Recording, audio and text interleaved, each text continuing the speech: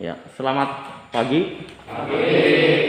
Sebelum kita melanjutkan praktikum hari ini, alangkah baiknya kita mulai dengan berdoa ya.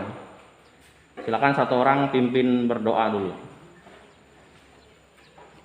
Sebelum kita mulai kegiatan kita, marilah kita berdoa menurut agama dan kepercayaan kita masing-masing. Berdoa dimulai.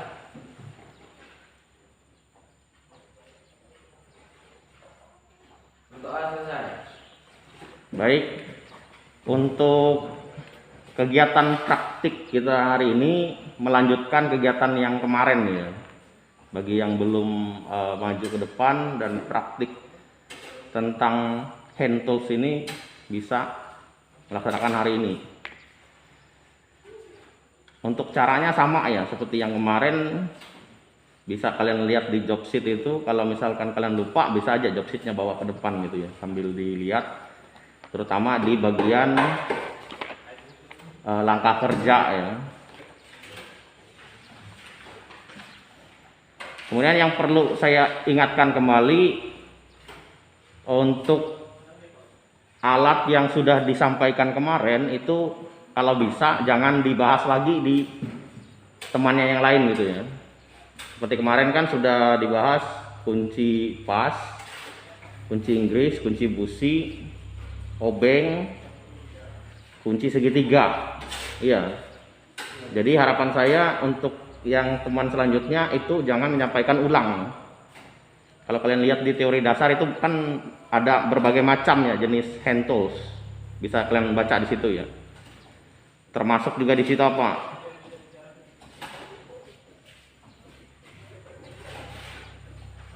Kikir, ragum, gergaji.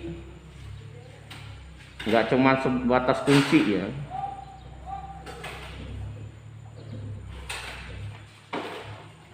Ada yang ditanyakan? Yang kurang jelas mungkin?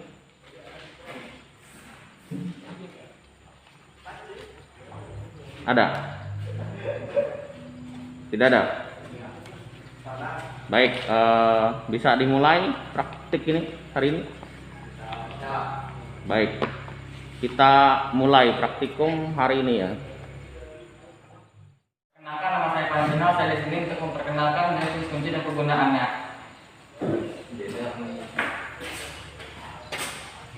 Kunci, yang pertama kunci T sama kunci ring. Kegunaan kunci T biasanya digunakan untuk membuka baut yang berbentuk heksagonal yang terdapat pada tempat-tempat yang sulit dijangkau. Contohnya seperti membuka baut mesin atau membuka baut-baut yang terdapat pada rangka. Dan kunci ring biasanya digunakan untuk membuka seperti membuka sok atau membuka rangka yang terdapat pada rangka. Jadi kalau alat-alat sudah digunakan, biasanya kita harus membersihkan alatnya agar alatnya bersih lagi seperti semula, terus dibersihkan agar alatnya tidak cepat rusak atau cepat berkarat.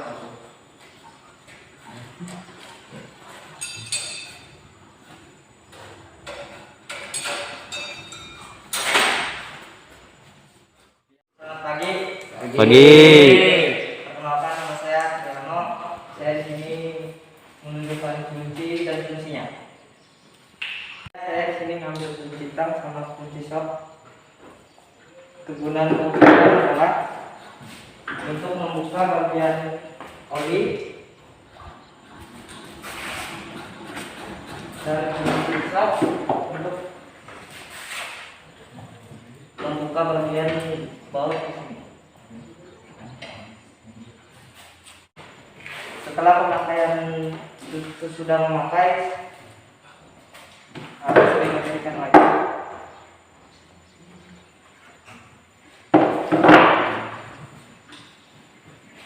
Setelah itu letakkan ke tempatnya. Kedua.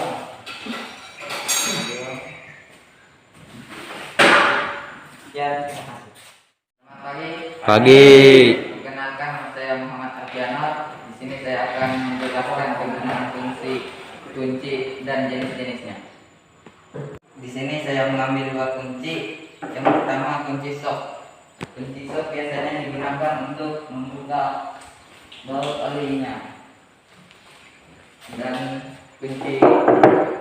ini kunci ring biasa digunakan untuk melonggarkan baut pada sok ataupun mengeluarkan baut peledak.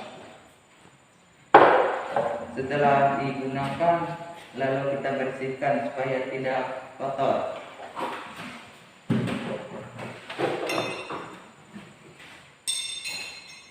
Setelah itu kita simpan kembali pada tempatnya.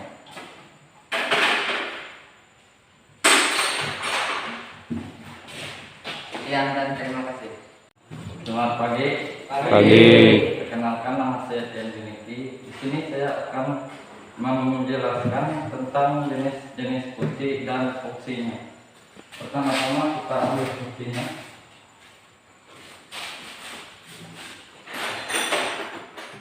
Baik, di sini saya mengambil 3 buah kunci. Di sini ada kunci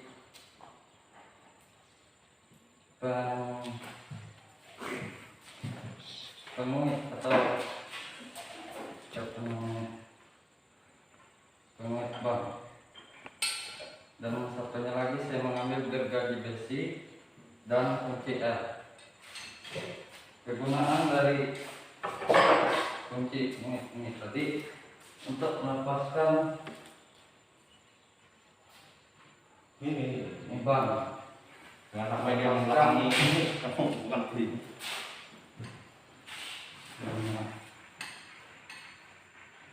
Seperti ini ya, kita melepaskannya. Lalu kita untuk melepaskan baut-baut yang seperti ini ya, ataupun pada bagian-bagian tertentu. Kemudian pada gergaji besi ini bisa kita gunakan untuk memotong besi-besi yang tidak terpakai atau yang akan kita potong. Setelah menggunakannya kita lap, lalu kita simpan kembali.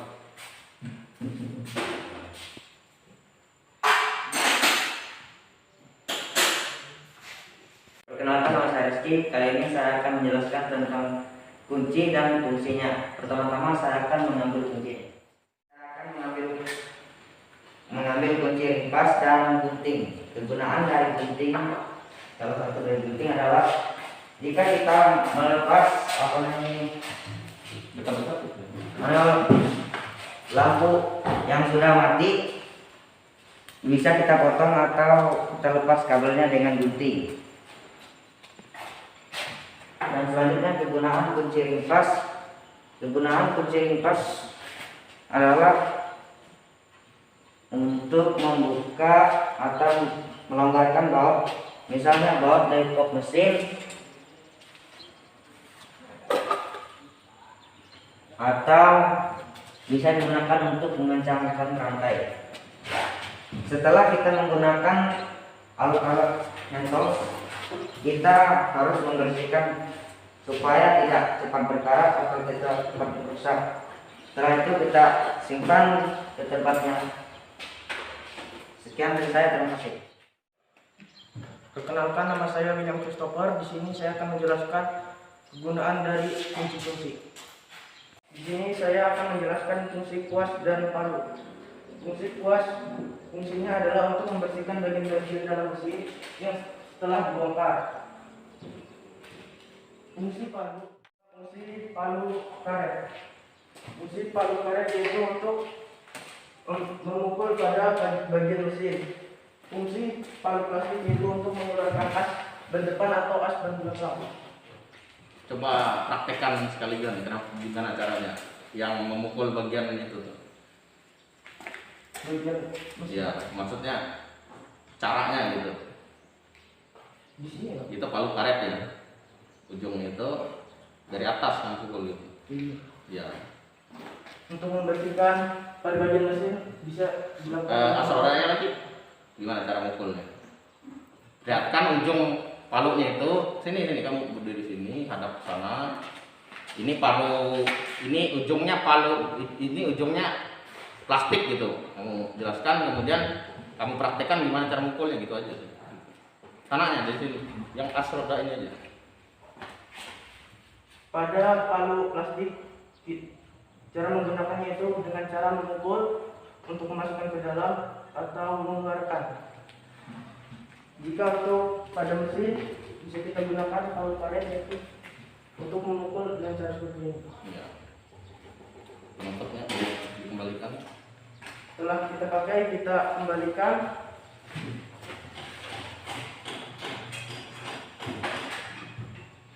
Baik, sekian dari saya. Terima kasih.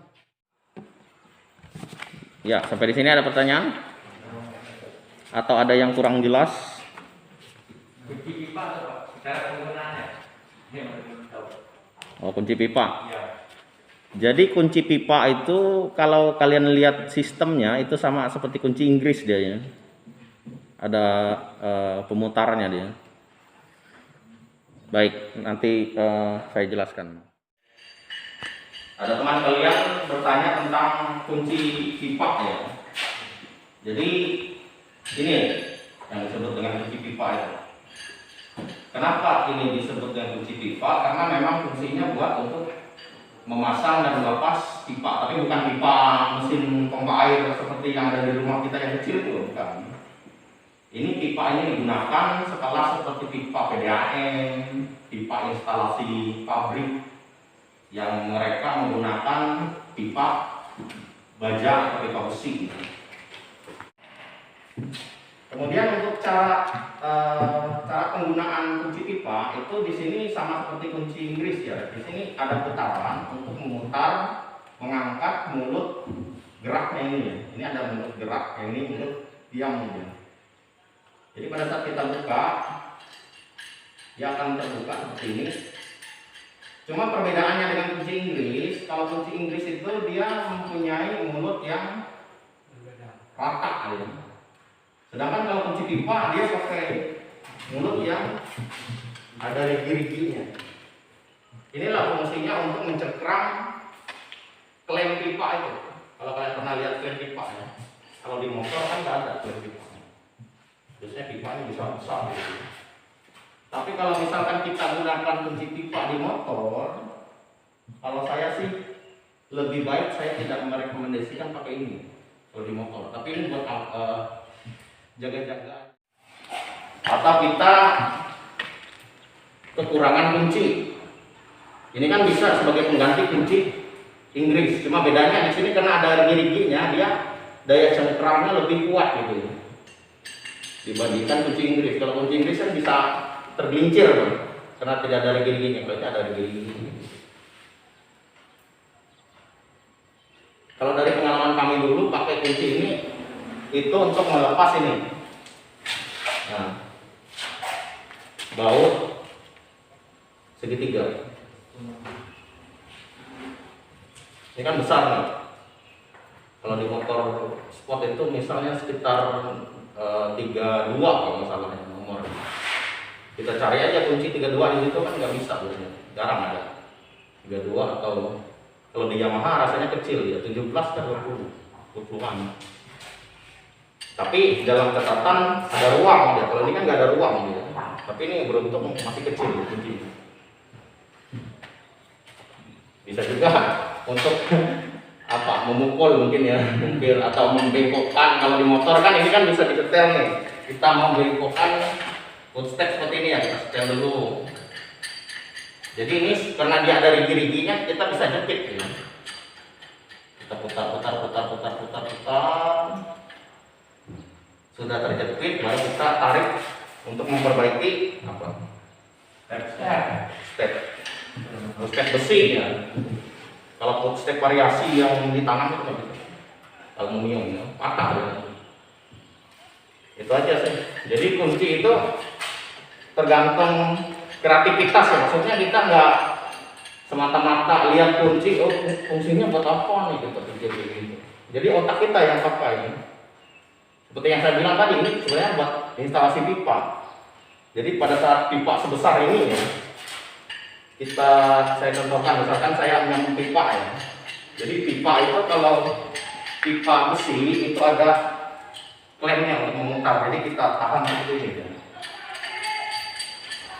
Nah, diputar gitu. Jadi dia kalau pipa besi itu ada sosokannya, bisa kalian lihat di internet atau di apa gitu ya, untuk menyambung pipa. Jadi itulah fungsinya. Jadi ini bukan pengganti kunci Inggris ya, ingat, bukan pengganti kunci Inggris. Kalau ini pun kita ganti sebagai kunci pas, paling ini bisa digunakan di alat berat gitu ya, atau di pembangunan jembatan mungkin bisa, karena bautnya besar-besar gitu ya. Bedanya kalau di motor kan paling besar 30-an nomor baut kayak gitu. Ada lagi yang ditanyakan tentang kunci ini? Sebenarnya ini gambarnya ya, buat pegangannya. Sebenarnya kalau kunci pipa itu biasanya ada tulisan di sini, tulisan mulut lebarnya ya. Di sini 24 in. Jadi mulutnya ini bisa sekitar 24. Oh enggak, 24 in ya. Kurang lebih. Ini jelas kunci pipa. Ada yang ditanyakan? Tidak ada. Demikianlah kegiatan praktikum kita pada hari ini. Silakan materinya itu dipelajari lagi ya di rumah ya, apalagi berhubung dengan tentang mengklasifikasi jenis handtools itu seperti yang sudah kita bahas, ada berbagai macam jenis handtools, bisa kalian perdalam lagi. Banyak kunci-kunci yang di luar sana yang mungkin belum kita bahas, itu bisa kalian perdalam lagi ya, supaya menambah pengetahuan kalian.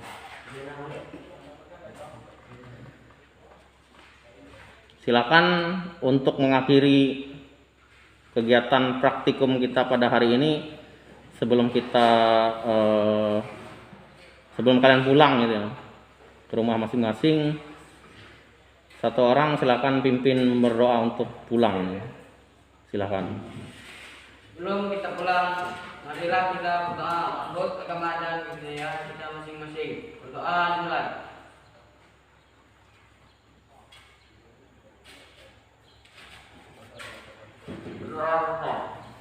Ya, silakan pulang dengan tertib sampai di jalan dan hati-hati.